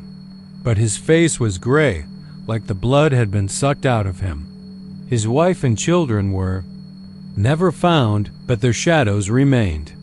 Everyone swore they saw them moving across the windows at night, even when the house was empty. A neighbor claimed he saw the youngest boy's shadow on the roof, walking upright with no sound, staring at the moon with eyes like holes. The town tried to carry on. People boarded up windows, slept in shifts, carved crosses into their door frames. Some called in preachers. Others went out to the woods to burn offerings. But it didn't matter. The land had already made up its mind that by 1872, the entire population had changed over. Every original settler was gone, dead or disappeared. New families moved in, hearing rumors but not believing them. They never lasted more than a year. Some packed up in the dead of night, never to be seen again. Others just stopped existing. One morning their homes would be open, food still warm on the stove, chairs pulled out like they'd been sat in just minutes before. But no people, no footprints. Just shadows on the walls that didn't belong to anyone anymore. Sheriff Jacob Dalton rode out there once. This was back in '74. He didn't believe in curses. Said a town didn't die from bad dreams. He took 3 men with him and a wagon full of supplies. Said he'd stay the week, figure out what was wrong. He lasted 2 days. On the 3rd day, a rider came stumbling back into Bandera, face white, voice gone. One of Dalton's men. Couldn't say what he saw, just kept staring at the wall, muttering, "They don't cast light. They don't belong to us. They know our names." The sheriff and the others were never found. The wagon was discovered near the old store, wheels still spinning, but there were no tracks leading in or out. Locals put up signs. No trespassing. Private land. But teenagers still go out there sometimes, late at night, for dares or drunken kicks. Most come back, shaken and pale, saying the air felt wrong, like it was too thick to breathe. That the stars were brighter and tough, but they looked back at you. That the trees leaned in when you weren't watching, but a few never come back. And the weird part? No one ever files missing persons reports, not for those ones. It's like their families just forget, like something scrubs them out. Photos fade, voices disappear off voicemail. Even their old rooms get repainted overnight. The shadows still move in tough. If you stand near the edge of the old foundation where the general store used to be, you'll see them. Even on a sunny day, they don't line up with the trees. They don't match your shape. They curl at the edges. They twitch. Sometimes they whisper, and sometimes they're yours, but they're doing things you're not. The Comanche were right. Tough was soaked in something older than blood. Some say the land that doesn't just remember pain, it feeds on it, on presence, on shape. It steals the soul's outline, learns it, then lets your body rot. And once your shadow walks free, you're already forgotten. So don't go looking for tough. Don't try to prove you're braver than the wind or dumber than the ones who came before you, because the town doesn't kill. It copies, and it's still not full.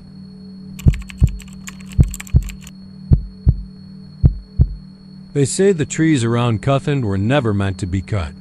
Back in 1870, when Texas was still healing from war and ambition, a logging company out of Fort Worth set up camp deep in Red River County. The forest there was old, too old. The trunks rose straight like spears and cast shadows so thick they didn't move with the sun. The kind of trees you don't measure in years, but centuries. Some said the roots went deeper than graves and the soil was richer with things that had once breathed. The camp started with 15 men. Rough types, loggers, sawyers, ox drivers. Hard hands, hard lives.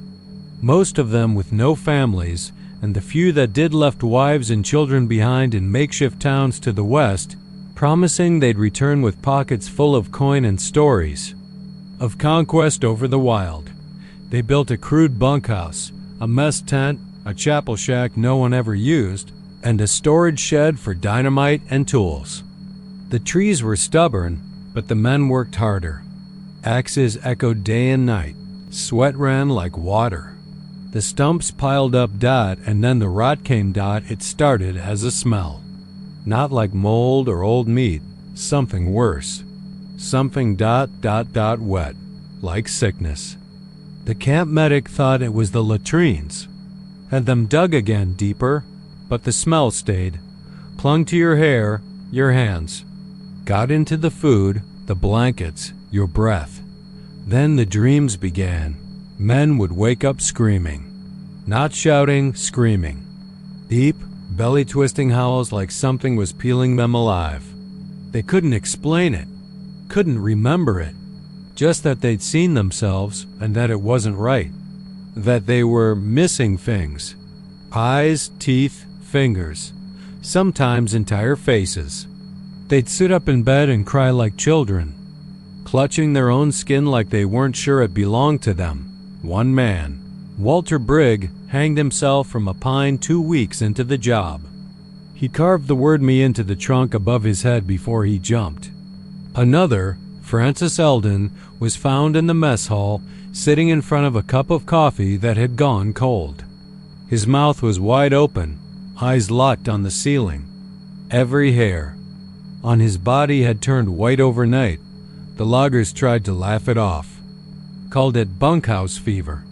Said the forest air was just too thick, too alive, maybe even laced with mold. But none of them wanted to be the last one awake anymore. They started taking shifts, sleeping with knives in their hands. Refusing to look in the mirrors they'd brought from home. Because the mirrors, they were showing something else. Men swore up and down that when they looked into the glass, they saw themselves, but sick, pale, bloated. Their faces sagged like melted wax. Their lips blackened. Their eyes sunken. Some said their reflection spoke back, whispered things that only they could hear. Regrets, guilt, warnings, and their wives, the ones back home, they started writing letters. Frantic letters. Saying their husbands never came back, that they saw them once, standing outside the house at night, not knocking, just staring, watching, but when they opened the door, no one was there. The footprints in the dust didn't lead toward the house. They led away, and the voices never left. Women would be cooking and hear their husbands muttering in the next room, reading the Bible aloud, just like they used to, humming old hymns. Laughing low and tired the way they did after a long day's work, but the rooms were empty. The houses were cold. The neighbors said the voices bled through the walls into their homes. The logging company sent a foreman to investigate. He rode into camp with a shotgun and a bottle of whiskey and told the remaining 8 men to stop whining and get back to work. That night, he saw himself walking into the woods. Not from inside his tent, from outside it. He watched his own figure, clothes and all, march into the trees without looking back. When he followed it, he found nothing but silence.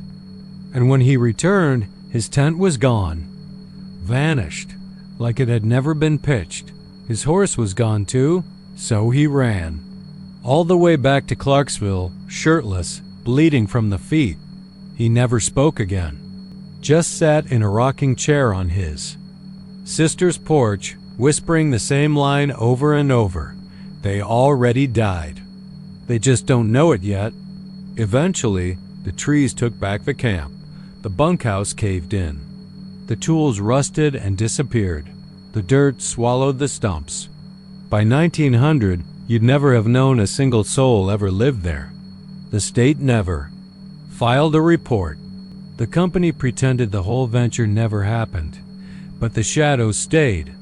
Locals say that if you hike far enough into the woods behind the old fire road, the one nobody marks anymore, you'll feel it. Like the trees are watching, like the moss is breathing. You'll hear the thunk of axes in the distance, even though no one's cut those trees in over 100 years. And sometimes, if you sit still long enough, you'll see them. Men in rotted, flannel and muddy boots. Faces you recognize from old photographs. Faces that shouldn't still exist. They move like they're working, but the trees never fall. Their skin peels, black and soft. Their eyes are full of smoke. And if you call out to them, they'll turn to you, slowly, and they'll smile, because they're not yourself anymore. They're what's left when the soul walks away, but the body keeps remembering it was once human. Cuthin never buried its dead dot, it just made room for more. Asterisk.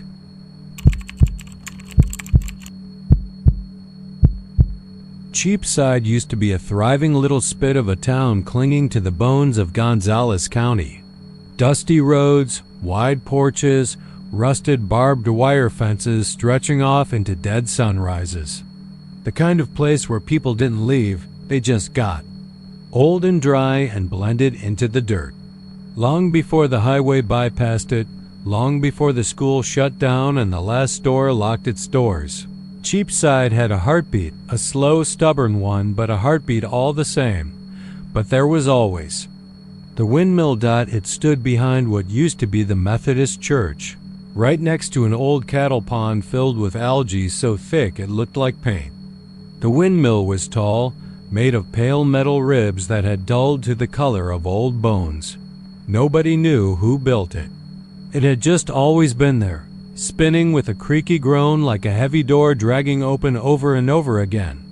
Even when the air was still and the mesquites didn't shiver and the flags hung dead on their poles, that damn windmill kept turning. People told stories. They always do.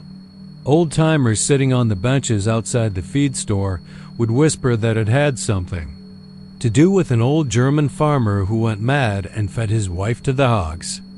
Others said it was built on Comanche land, curd and sacred, the wheel turning not for wind, but to keep something asleep beneath the ground. Everyone had a theory, but none of them stuck, not until the disappearances started. It was in the summer of '76, when the first one happened. Hot as sin, air so thick you could bite it.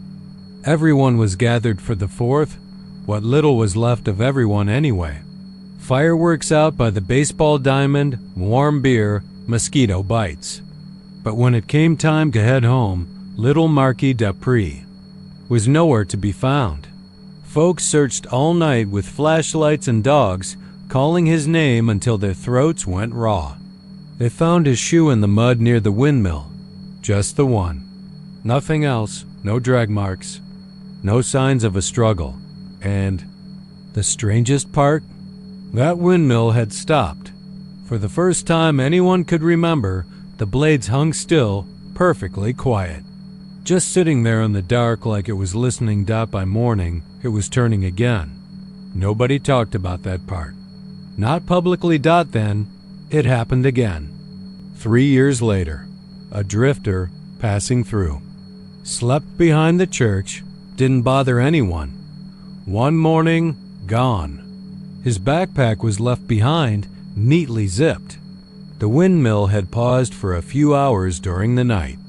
Old Pastor Collins said he watched it from his window, chewing on an unlit cigar, thinking how strange it looked without its usual spin. Said it made the world feel off-kilter. Wrong. After that, the town started keeping track. Journals, notes. Sheriff Greer had a whole file locked in his desk, pages filled with dates and names and wind patterns. They started calling it the still time. Whenever the windmill stopped, someone vanished, always at night. No sounds, no screams. Just gone. People got paranoid. Nobody wanted to be near it. Kids dared each other to touch the base. The bold ones would try, but most chickened out before they even got within 5 feet. Animals wouldn't go near it, either. Even birds flew. wide of it like it threw off some unseen heat or sound they could feel in their bones. Years passed. Cheapside withered. The post office shut its doors. The gas station pumps dried up. Folks moved out, died, forgot, but the windmill stayed. Kept turning year after year, like it was chewing through something bigger than time. I came to Cheapside in the fall of 2021. Research trip. Ghost towns of Texas. I'd been driving for days, chasing old names on yellowed maps when I came across the road sign half buried in weeds. Cheapside to me. Something about the name tickled the back of my brain. I turned down the cracked road without thinking, a Coke bottle rolling around the floorboard of my rental. The town was just bones and dust. An old church, a few rotten houses, and that windmill dot it was still turning. I stood there for what felt like hours, just watching. No wind, not even a breeze. But those blades spun with the slow patience of a god counting down. I slept in the church that night. I shouldn't have. I don't know why I did. Some part of me wanted to prove it was all just folklore, small town fear and backwoods legend. I locked the doors, laid out my sleeping bag on the floor, and kept my flashlight in hand. At 3:11 a.m., the windmill stopped. I don't mean it slowed. I mean it stopped, mid-rotation, silent, still. I sat up so fast I nearly bit my tongue. Everything was quiet, even the bugs outside. I crept to the broken window and looked out. It was pitch black except for the moonlight glinting off those motionless blades. My chest got tight. My skin felt cold and wet even though I was sweating. I turned away just for a second to grab my phone from the floor, and that's when I heard footsteps on the church roof. Not animals. Not twigs, footsteps, measured. Slow, heavy. They circled once, then again. I didn't breathe. Didn't move. The windmill didn't move either. It just hung in the air like it was watching through the window. Waiting. The footsteps stopped. Above me. And something knocked free. Time's on the ceiling. I didn't scream. I couldn't. I think I passed out with my eyes open. When I woke up, it was daylight. The windmill was spinning again. Slow and steady. I got out of Cheapside before the sun was fully up. Didn't even look back. I checked my phone's camera roll later. One photo I don't remember taking. The windmill, just before dawn, still, perfectly still. And standing at the base, barely visible in the corner of the frame, was a shadow with no face. Long arms and hands resting on the steel ribs. Nobody's. Lived in Cheapside since the 90s, but the windmill keeps turning. And once in a while, just once in a while, it stops. Someone always goes missing. Doesn't matter if they're from there. Doesn't matter if they even believe. All that matters is they're nearby when the windmill goes still.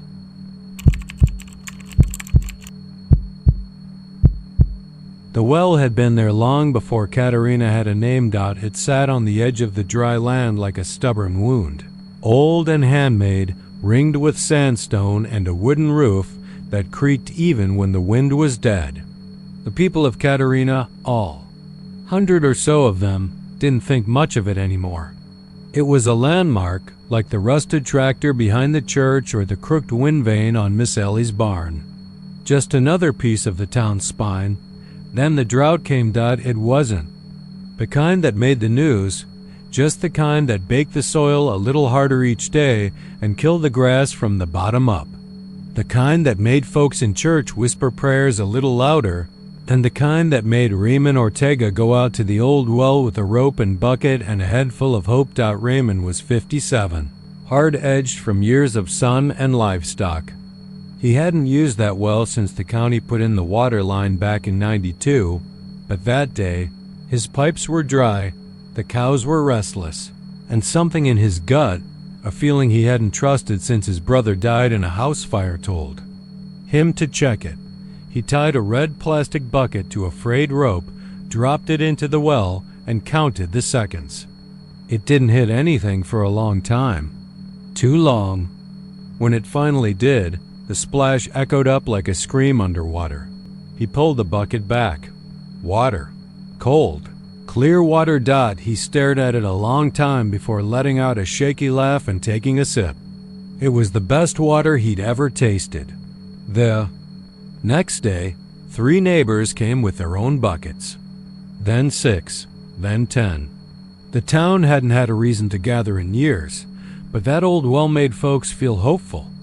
The summer sun was cruel and hope was in short supply. That was the first week. The second week, the water changed. It looked fine, still clear, still cool. But it smelled faintly like rusted metal, like iron left too long in the rain. Some said it was minerals, natural stuff. Others said nothing and just stopped drinking it. Raymond didn't. He told himself it was in his head. He drank more than ever. It was the third week when they pulled up bones. They didn't belong to a cow or a pig or anything local. No, these were small, fragile, human, a radius and an ulna, still caked in dirt and something black and waxy that dried into flakes. They found them in Mr. Harlan's bucket one Tuesday afternoon. He screamed, dropped the bones, and ran home. Some said it was old, real old, maybe a burial site, maybe an old accident, but that didn't explain the next bucket or the next. More bones.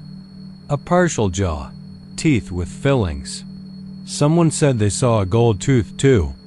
And the rope, Raymond's original rope, looked newer than it had any right to. Like something had been chewing it and replacing it at night. That's when people stopped going. All except for the kids. They came at night. Raymond saw them from his porch. 3 or 4 at a time, whispering, giggling, throwing pebbles in, daring each other to touch the rim. He yelled at them once. They scattered, but they came back the next night. One night, they brought a Polaroid. They took turns posing next to the well, daring each other to lean over the edge. They took a picture. The flash lit up the night like lightning. Raymond watched them run off laughing, until one of them, he thought her name was Delia, came back. She stood at the edge, staring down. Then she screamed, not loud, just a little yelp, like she'd seen a rat or a spider. She backed away, then leaned in again. Her mouth moved like she was talking to someone. Raymond stood, walked off the porch, called to her. She turned around, looked straight at him, and her face was blank. Eyes wide, pupils shrunk, like she was looking through him. Then she said, "He's thirsty," and jumped in. They pulled her up the next morning. Or part of her. It was just her shoe. Still wet, still warm. The sheriff came. They dropped a camera into the well on a cable, one of those waterproof ones with a light. The feed cut out 30 feet down. When they pulled it back up, the lens was cracked. Something had gouged into the metal housing. They lowered a microphone. The next day, they heard scratching. Then breathing. Then a voice, faint and childlike, said, "More." They filled the well with concrete, or tried to. They poured for hours, ton after ton. Cement trucks from Laredo. The town gathered to watch, but it never filled. No matter how much they poured, the well drank it like water. When they dropped a flashlight in, it vanished. No sound. No splash. Just gone. That night, Raymond woke up to the sound of a rope dragging across his porch. He sat up in bed, heart racing. Through the window, he saw a shadow leaning over the edge of his porch rail, like someone was lowering a bucket. He didn't move, didn't breathe. He heard it hit bottom. Then water. Then something else. The rope pulled taut, and something began to climb up. Raymond moved away 2 months later. The house stood empty for a while, then burned down in a lightning strike that only hit that one spot. The well is still there, now covered in iron bars, concrete blocks, and barbed wire. The new owners don't go near it. The grass around it doesn't grow. Dogs avoid it. And sometimes, at night, you can still hear the pulley creak and turn, even when there's no wind. They say if you listen closely, you'll hear a child's voice say the same thing it always says: more.